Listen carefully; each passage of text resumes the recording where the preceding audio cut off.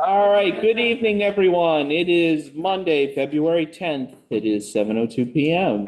This is a regular meeting of the town council. Will everyone rise for the Pledge of Allegiance? I pledge allegiance to the flag of the United States of America and to the republic for which it stands, one nation, under God, indivisible, with liberty and justice for all.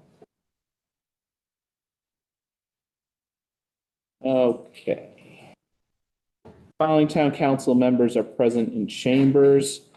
Persico, Kohut, Mauer, Rapellis, Formicella, Wales, Doodle.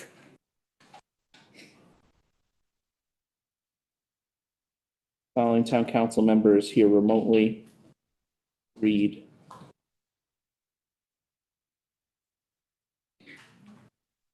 Following town council members absent, Aurora. All right, so we have 8 members of town council this evening. I will welcome everyone to town council tonight. We have our annual presentation of the first selectman's budget. And at this time, I will throw the meeting over to our first selectman, Terry Rooney, for his budget presentation.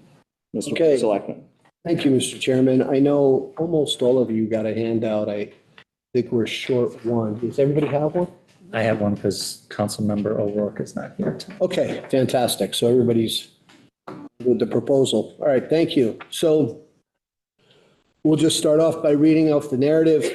Pursuant to Chapter 8, Section 3 of Monroe Town Charter, my budget for fiscal year 25-26 was timely submitted to the Town Council by February 8th, 2025. As a result of the 2024 revaluation, Monroe's overall residential property assessment total increased by 50%, while the commercial and industrial assessment total increased by only 16%, shifting a greater share of the tax liability to our homeowners. The combined growth of our residential and commercial real estate has resulted in a net grand list increase of $877,640,833 for the fiscal year 25-26. While this office cannot control the outcome of the state mandated revaluation, we can certainly mitigate the impact it will have on our taxpayers. Communities all across Connecticut are sharing the impact caused by the dramatic increase in housing prices on property assessments. A comprehensive analysis by the First Selectman, Finance Department, and Assessor's Office has resulted in a proposed mill rate reduction from the current rate of 38.27 to a mill rate of 28.61 for fiscal year 25-26. My budget proposes an overall increase in expenditures of 284, which is 0.6 lower than the national inflation rate of 290. This budget is the best case scenario to satisfy the lowest level of taxpayer impact while considering the increase in housing values and emphasizing community needs. Motor vehicle taxes are expected to decrease as a result of this proposed mill rate and will offset a portion of the residential tax impact. The town of Monroe had a surplus in fiscal year 23-24. Therefore, I'm requesting that $4 million be returned to the taxpayers by assigning fund balance in this budget, which will offset the impact of the revaluation.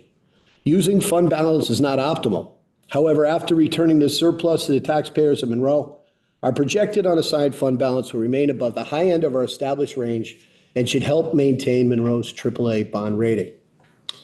The Board of Education has requested an increase of $4,303,370, for which I'm requesting a reduction of $1.85 million, lowering the increase to $2,453,370, or 3.43%. As I understand the challenges education is currently facing, the trajectory of these increases is not sustainable. In recognizing the rising costs of education, my administration has modified the grant writer position in this budget to assist the Board of Education. This initiative promotes working together to lower the impact of education costs in Monroe. When preparing this budget proposal, it was paramount to control the tax impact on our citizens by allocating appropriate funding for goods and services to maintain operations and address community concerns. It is imperative to recognize that this budget was influenced through input from the community, trending costs, the property revaluation, and the overall performance of town services.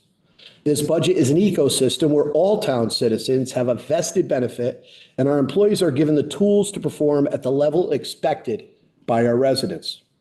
The aforementioned concerns were identified by the population of Monroe through public meetings, open door discussions in my office, and feedback from various sources relevant to addressing the needs of our taxpayers. This budget includes the following initiatives of mine, along with budgeted allocations and contingencies needed to address citizen concerns and town operations. Proposed tax benefits for seniors by increasing the income ceiling to $75,000 and broadening credit brackets for the local homeowner program. Grant writer special projects coordinator under the First Selectman's office, which will be utilized on both the municipal side and Board of Education side to ensure Monroe is doing its absolute best to find grant opportunities townwide. Online services, OpenGov, with mobile and PC user interface for permitting in the land use departments. Homeowner tax credit for 100% service-connected, permanent, and totally disabled veterans. Funding allocations for 2 new police officer positions to enhance overall neighborhood and traffic safety. And negotiated collective bargaining agreements for highway and clerical unions, which are still going on. We added 2 cybersecurity positions shared with the Board of Education to mitigate daily technology concerns. We added 2 maintainer positions at Department of Public Works to help with overall maintenance and backfill people who will be operating our recently purchased roller and paver. That will be grant funded by Town Aid Roads, and there is no budget increase there. The following summary of my budget gives a good overview of the expenditures by department. This is a new page this year, page 4. It's just basically a short form to make it easy for people to see where the drivers are, where the increases are, and the decreases are. So the current projected grand list growth as of 1/31/2025, residential, $849,223,634. It's a 96.43% increase. Commercial, $71,554,213, 8.12% increase in those values. Vacant land, $3,717,400, 0.42. Motor vehicles had a decrease in the grand list of $31,640,806, or 3.59%. And exemptions, $12,194,025 for 1.38%. Next net increase in the grand list, $880,660,416. That's 100% of the grand list currently. Moving on, the key drivers of our municipal expenditures. Wage adjustments, police, clerical, and highway collective bargaining agreements and negotiations, along with non-union increases. Impact of minimum wage increases on certain part-time and seasonal positions. That impact is $420,818. Insurance, medical, projected a 12% increase. Liability, auto, property, and workman's compensation equate to $270,948 of this budget. Salaries, proposal add 2 new positions for tech, this is cybersecurity, $90,726, and contracted services, which is our new OpenGov, and projected annual increases, $77,941. Municipal and BOE health insurance, additional cost of health insurance, resulting from the state partnership plan's projected increase for fiscal year 2026, coming in higher than expected. That increase that was conveyed to this town last year when we negotiated to move into the state plan was 2 to 4%.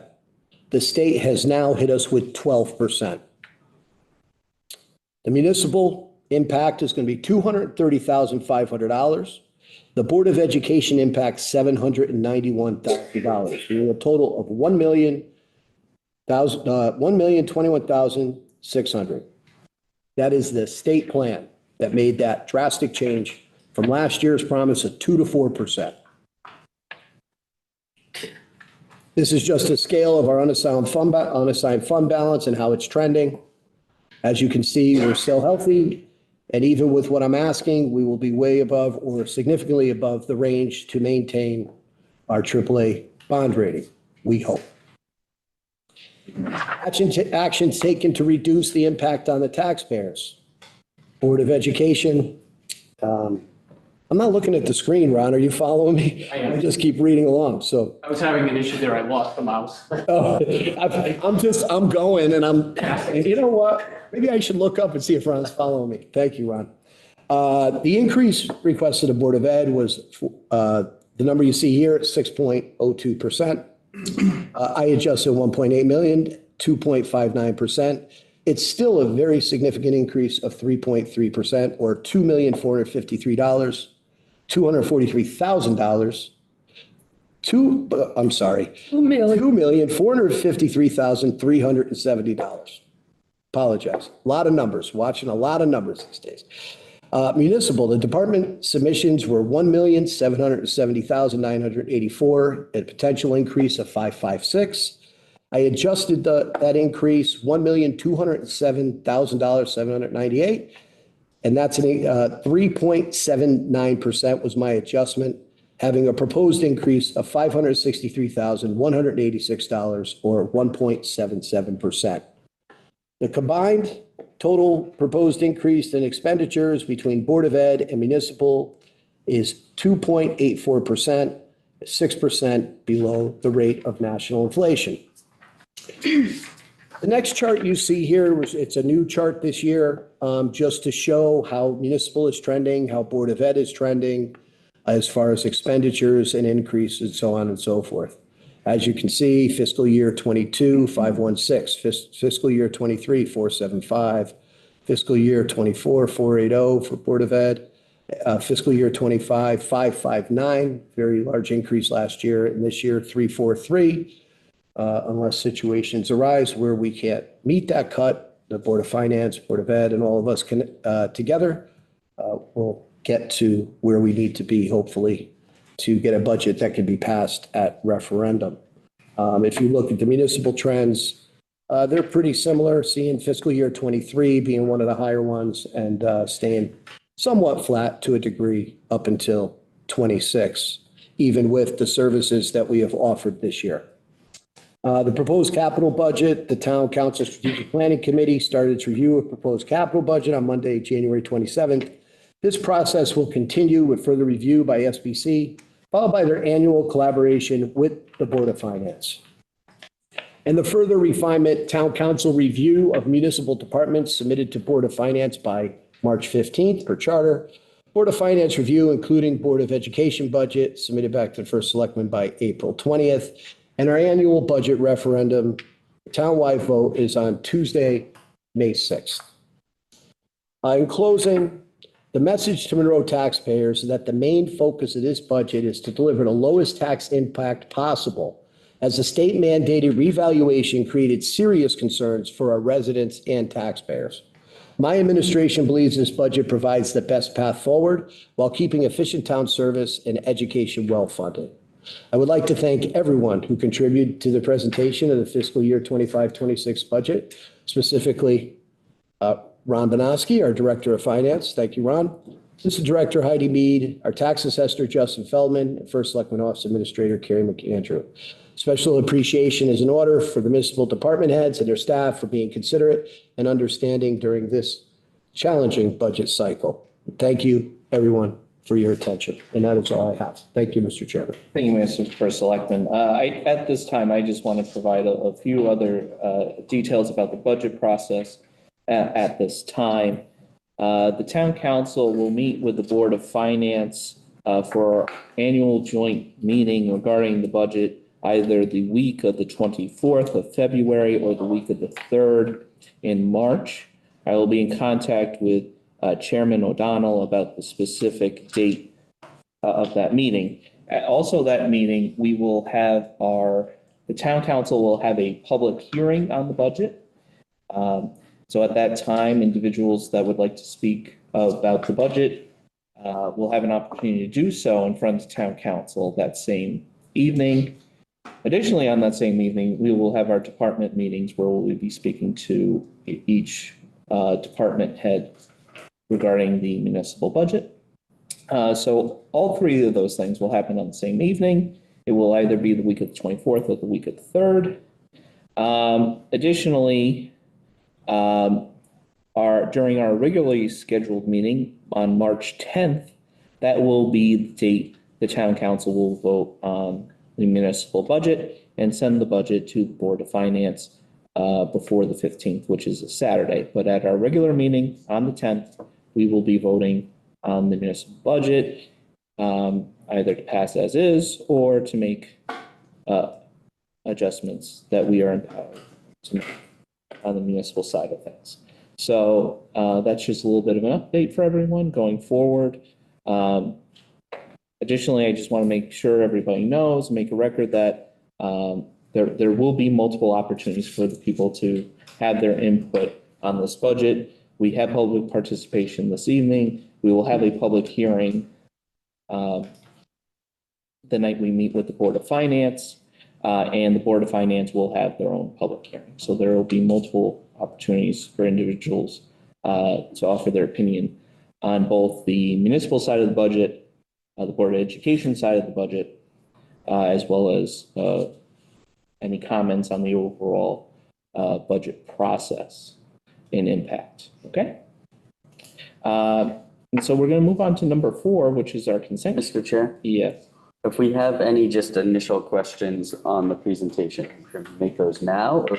I would just ask for our meeting with the departments, just to save any questions Well, at this. that could guide the questions that I have for the department. Sure. That's why I'm saying just initial Okay. overall questions. I can either ask them now or I can ask them after the first selectmen's update. Probably the first slide. Okay, thank you. All right, moving on to number 4, our consent calendar. Is there any objection to passing consent calendar as presented? Hearing none, passing consent calendar as presented. Moving on to item 5, our communication, items A through H. I ask they be incorporated into the minutes of our meeting. Moving on to number 6, public participation. Is there any member of the public that would like to participate this evening? Starting with anyone in town council chambers. Seeing none, hearing none.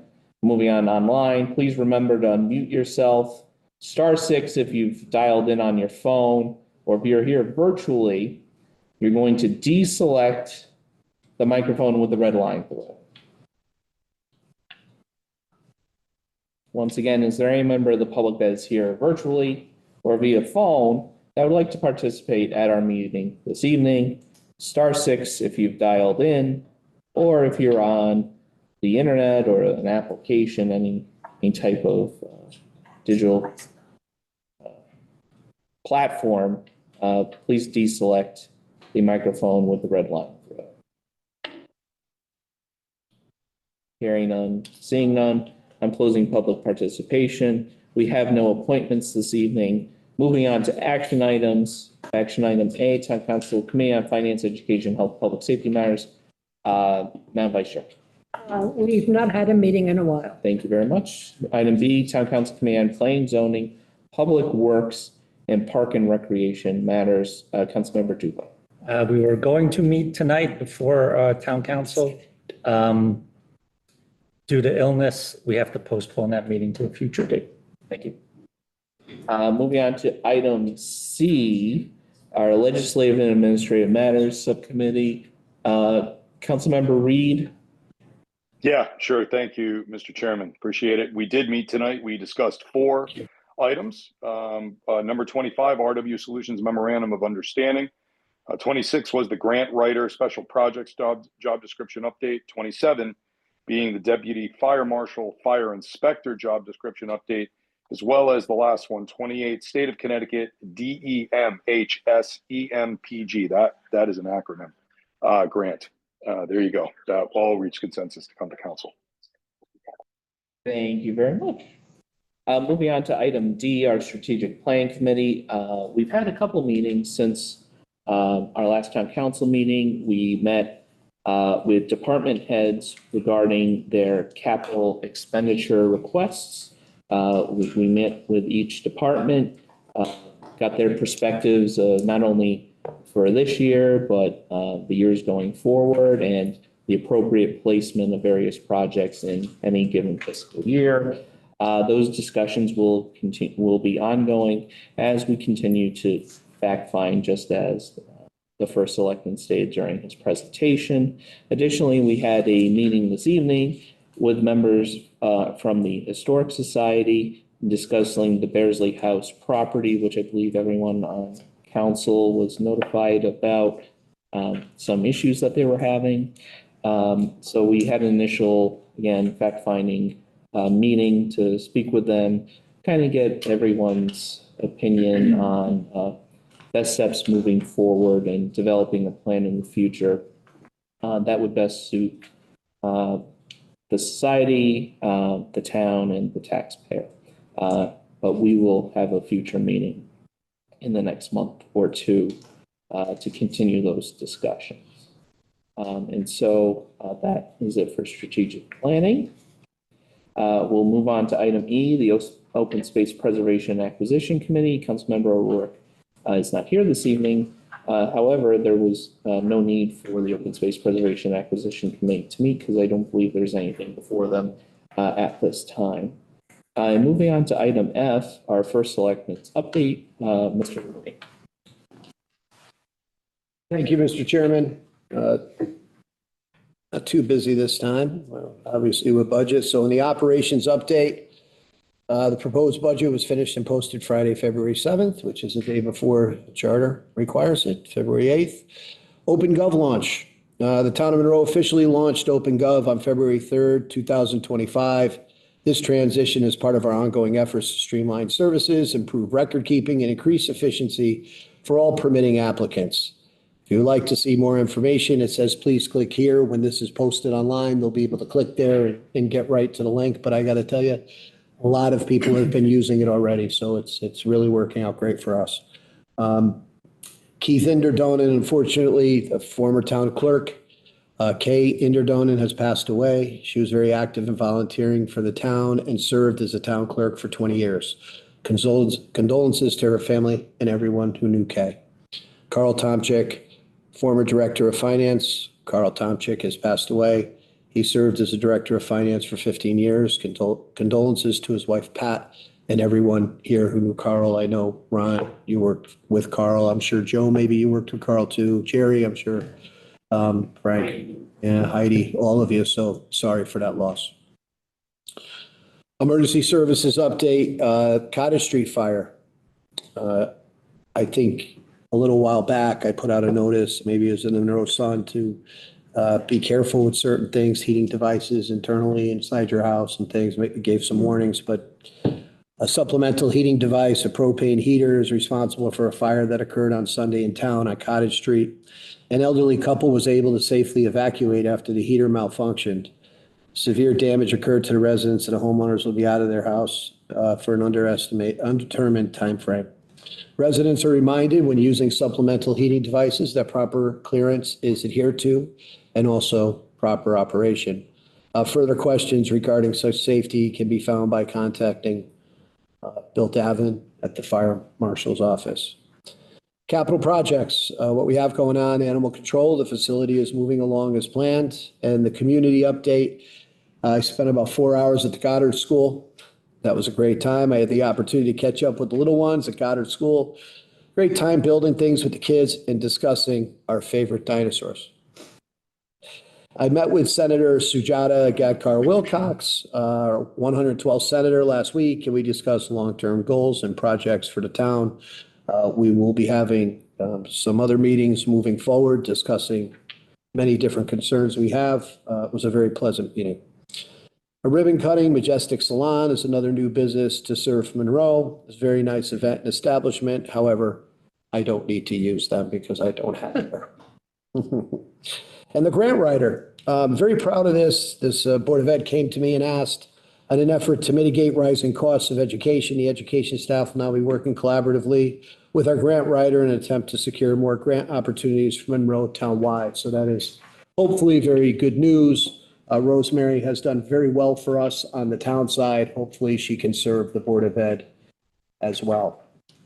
And that is all. Thank you, Mr. Chairman. Thank you, Mr. First Selectman. Mr. Chair. Councilmember Mauer. Thank you, Mr. Chair. Just a couple of questions on the general budget presentation, whether it's the selectmen or for our finance department here.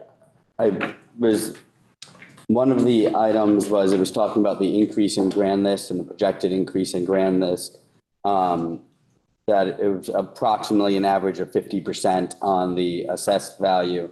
But then in the current projected grand list growth, it's 96.43%. So it's the growth in the grand list is 96%. Residential growth is 96% of the total growth of the grand list. Okay, not that there's a 96% increase Yeah. in the grand list. Correct. Okay, that makes a lot more sense then. I think the range there, Jason, was anywhere between 40 to 70%, depending. And just calculating it out for taxpayers to kind of understand what this means. So if there's based on the average of about 50%, if there's a 50% and increase in your assessed value and the mill were to stay at the rate that it would be approximately a 12% increase on your property taxes. 1.5 times the current. Times the current mill divided by the old mill. So I think it's probably a little bit of an overgeneralization, but I think where the tax collector will have a link on our website to calculate. To calculate. But it would be calculated by your new assessed value. It would be your new assessed value. Times the mill rate. Correct. Divided by 1,000. Correct. And to get your increase, you would then divide that by your old assessed value times the old mill rate. So if you assume a 50%, it would be 1.5 times the new mill rate divided by 1 times the old mill rate, so divided by the old mill rate, which would be approximately 12%. Yeah, I mean, or an easier way to compare it is actually just to compare it to your actual taxes paid, Yeah. the bill from last year. Okay. But yes. And then when it comes to the proposed cut of the Board of Education budget, before that cut was made, were there meetings with the Board of Education and or our superintendent? Now, the superintendent's been brought up to speed during every single move in this process. We did have a meeting here at Town Hall with Mr. Ferris as well as Becky O'Donnell, just going through how to work the buckets and make it the least impact and try to keep everything funded. So yes, all along, there's been a lot of communication with this, yes. Are there any general ideas of where those savings could come? I can't speak on behalf of the actual Board of Education budget, you know this, but we do have some ideas on some contingencies that haven't been used and things of that nature. We're getting a little far afield of. Well, we are, but if That's fine, John. we're trying to have this in one meeting and you want the council to be able to come prepared for that one meeting, then I think it's important to have That's an important question. idea of the ideas behind the budget so that we can come prepared to that meeting.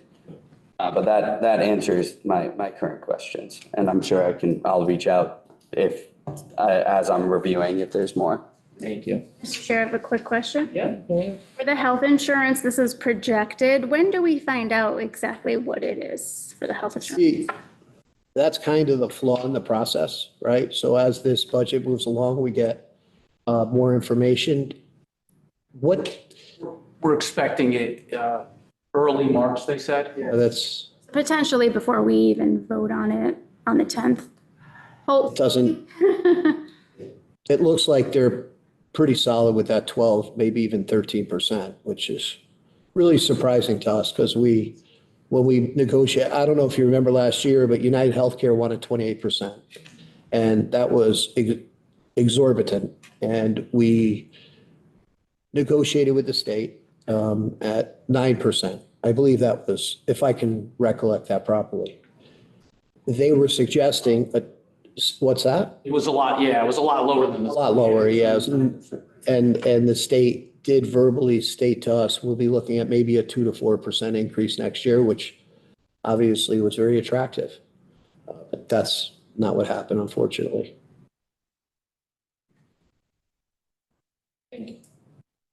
All right, moving on. We have no matters of unfinished business this evening. Moving on to item 10, our new business. Acceptance of certain donations over $1,500. I move that the town council accept the following donations that individually exceed $1,500. $2,000 from Benedetto Maini to the Community and Social Services, $2,500 to Edith Wheeler Memorial Library for fiscal year 25 Library Speakers Consortium participation fee, $5,000 from Benedetto Maini to the food pantry, $3,000 from Benedetto Maini to Project Warmth, and $6,500 value for metal warehouse rack and shelf system for highway department going to Public Works. Is there a second? Second. Second by Jason Bauer. Mr. First Selectman? Thank you, Mr. Chairman. As always, very generous from the Maini family.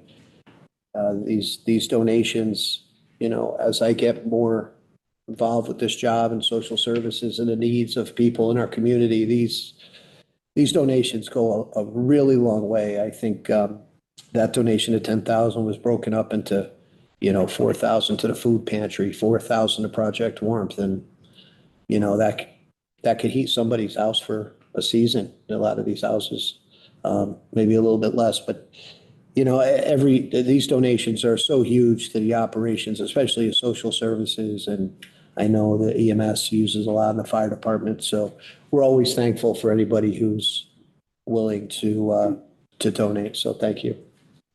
Thank you, Mr. First Selectman. Any other discussion? Hearing none, all those in favor of accepting those donations, please say aye. Aye. Aye. Any opposed? Hearing none, passes 8-0. Moving on to item B, resolution 25-026. Madam Vice Chair. I move that the town council adopt resolution 25-026. Resolved that the town council hereby approves the revised job description and authorizes the first selectman to implement as soon as practical. Thank you very much. Is there a second? Second. Second by Jason Mauer. Mr. First Selectman? Thank you, Mr. Chairman. So last year, we implemented a special projects coordinator who specifically works on grant opportunities for the town. Recently, the Board of Education reached out to our office and inquired about utilizing the coordinator to assist with grant writing for the Board of Education. Therefore, this position will be reassigned to report to the first selectman, and the hours and the duties of the position will be expanded. The proposed changes to this position are included for your review.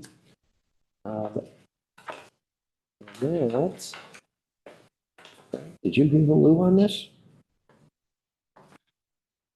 You don't. On the job description? Right of opinion. Yeah, okay, that's internal, so thank you, that's all I have. Thank you very much. Any questions on this one? Councilmember Mauer? Sure, thank you very much. I know that we have our attendant here, so I think it's kind of a joint question on this. Obviously, more time for grant writer is a beneficial thing, but as we're approaching budget season, this is obviously great to have more time for grant writer. Do we need even more? What's the bucket like? What's the feeling from both sides? From the town side, do we need more? And from the school side, do we need more grant writing time?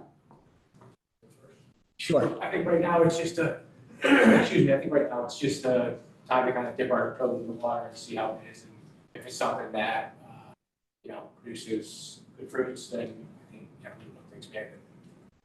Yeah, I mean, it's also the willingness of what somebody's willing to work, right? So our grant writer, as talented as she is, she's already had a career. So she was willing to do, 8 more hours. This is kind of an exploratory thing. Let's see how it works out. I think 8 hours a week is a good amount to put towards the Board of Ed and the grant writing. And if she needs more, we can certainly adjust it. I'm sure everybody here would be willing to adjust it through the year. But I think it's a nice starting point to collaborate between the municipal and the education.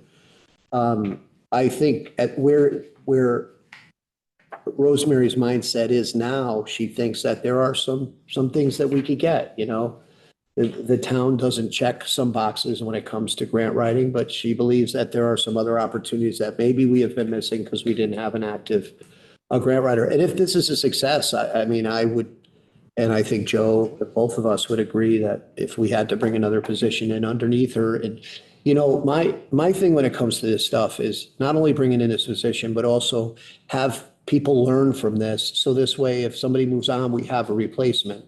And, Bill Holsworth here is going to be working with her. He'll be the designee on Town Hall side. And Mr. Crowley is going to be working with her on the other side. So maybe there's some stuff that Mr. Crowley can learn from her. And then if we need to get an assistant position part-time to learn from, and then we can go forward with that. But I think this is just a good start. It's something that we've spoken about for how many years now? I mean, since I've been on council too, every year it's grant writer, grant writer. Okay, well, let's do it. But they're hard to find. I mean, and that's the problem of municipal and teachers. The job market and a lot of these things, it's not good, so it's hard to find somebody that's good at it. It's easy to say grant writer, but to find somebody who really can do the job well, it's not easy. So we're fortunate if we found one. We're fortunate enough that the Board of Ed is willing to work with us. I think it could be very good, but we're going to try it, right? And you actually anticipated my next question, which and answered it, which was kind of if this does work, kind of would we be looking possibly, because I know there's the time constraint on how much one person's willing to do, but do you think of putting in a second position or maybe one position for the town, one position for the Board of Ed? And it seems like that would be the more likely direction if it were to bear fruits and show, hey, there's probably more out there too. Yeah. But also, we're not at that point yet. Right. And also, Councilman, putting her under my office, she does have support, because I have Carrie, the office manager, who's really busy, and I have Megan. So there's some support there with her. If she needs some help, she'll have staff to work with. Great. So that's also helpful. Thank you. Thank you. First selection, if I may, Mr. Chair. Go ahead. My question is actually to both of you, and a lot of the parts of grant writing that are most time consuming is not just meeting the requirements of the grant itself, but the whole concept of the research and the finding of grants, which is an extraordinarily time consuming process in and of itself. So what I'm asking is, are we anticipating that this 8 hours is going to be adequate for researching both municipal and educational grants, as well as the preparation of those grants?